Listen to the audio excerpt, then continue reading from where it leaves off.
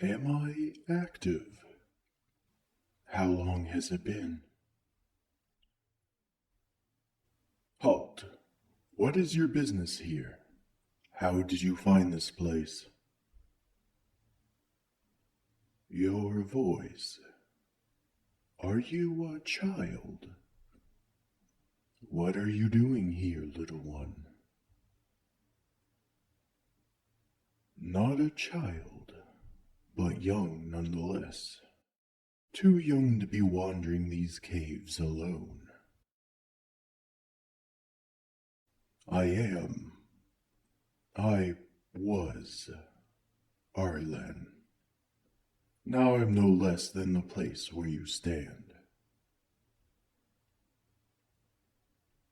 Underground castle? Not quite. In truth, young one, you stand in a mighty fortress. When you touched that panel, it reactivated me. I have been dormant for... Tell me, young one, how long ago was the 6 Score War? I see. Then it has nearly been 300 years. You wonder how I am speaking to you? Understandable. I assume you have never been in a talking fortress before. The truth is, I used to be a person just as you are. You wish to know my story? Very well. But in return, little one, you must tell me what it is you're doing here. Very well, then. A long time ago, I was a knight of King Amadeus. Like my father before me, I fought in the Great 6 Score War. And, like my father before me, I had little knowledge of why I was fighting. Though it seemed no one truly knew what started the war, nor why it continued. It had been going for so long it was as if everyone had forgot and only fought for fighting's sake.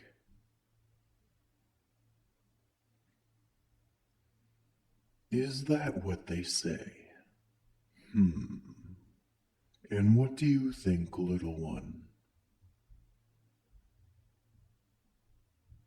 Yes, agreed. That does seem a more likely explanation. That is what the princess of the time thought as well.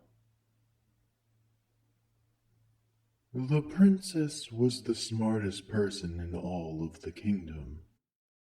At least, she was in my experience. And she was everything to me. We met as children. She would sneak away from her studies and I from my training. And we would walk through the woods together, telling stories and chasing frogs. As I grew older, I fell hopelessly in love. I told myself I would rise above my station for her. I would someday be a general, I said, and when my day came, I would ask for her hand. Unfortunately, it was easier said than done. Despite my efforts, it was not I who was awarded the title of general, but a close confidant of the king.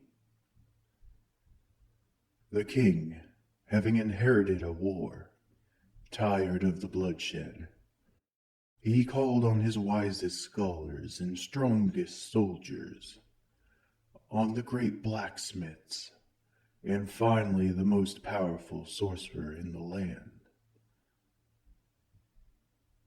The sorcerer was named Casimir, and was known for dabbling in dangerous and dark arts. You've heard of him? That doesn't surprise me. He was incredibly famous, or rather, infamous, in my time. Well, little one, the king gathered these people to come up with a way to end the war. And what they decided was on a weapon. A giant, devastating weapon that towered over the trees. One that could take two forms, that of a fortress and that of a warrior. For years, not a blacksmith, stonemason, or carpenter was spared from the grueling task of constructing the Titan. Meanwhile, the sorcerer and his scholars searched for a way to magically pilot the behemoth. And lo and behold, they found one. What they needed was a soul. A person's spirit could be used to power the Titan. And in theory, they could learn how to pilot it. Casimir demanded a soldier give their soul to the Titan, particularly the general. However, the king had great love for his general, and insisted instead that another knight take his place. In return, that knight would receive the highest honors, as well as any blessing the king could give. Yes, I gave myself up. It was foolish, but any blessing. I could finally marry my love. I offered my soul to the sorcerer, thinking I would be in control of the Titan, but Casimir put an additional spell on my being. A spell that took over my very mind and soul. Unable to control my new body, I was under the sorcerer's command. I razed villages and claimed the land in his name. I could see the utter destruction I wrought, but could do nothing to stop it. And when the opposing side was all but decimated, the sorcerer turned me against the king and demanded the throne. When he would not give it, I tried to refuse. I was not strong enough. Under Casimir's control, I destroyed everything. The king, his army, the princess. In the chaos, the king's general was able to slip past my defense. He slew the sorcerer, and suddenly I found my faculties returned to me. Dazed and horrified, and still bound to this infernal body, I hid here.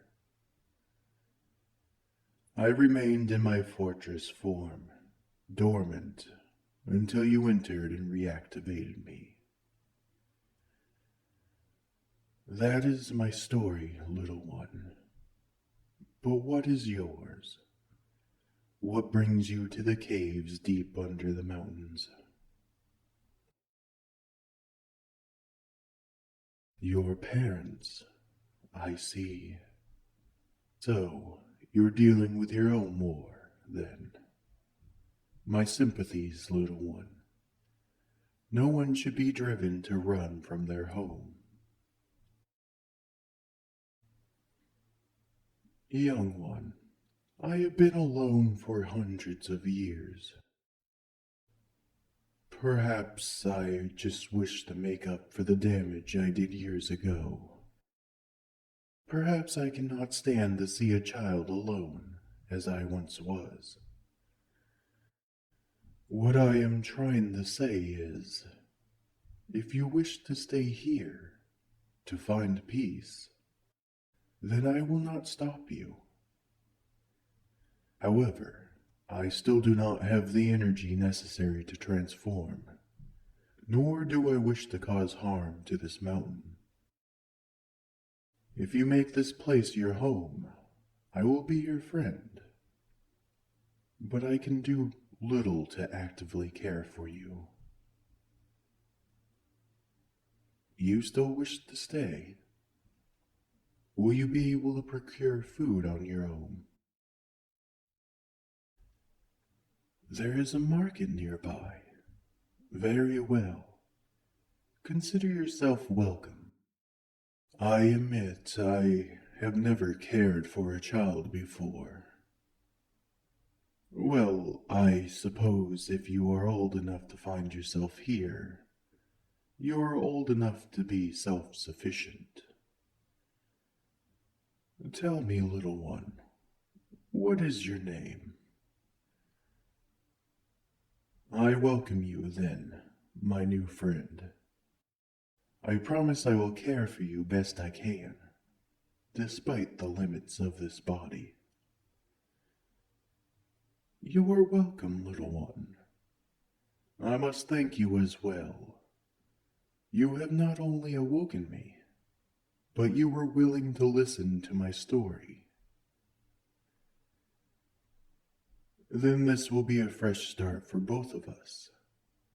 From this point forward, I will be your sanctuary. I will tell you stories of old, shield you from the elements, and be a place for you to rest your head. You have my word. Welcome home, young one. I hope you'll be happy here.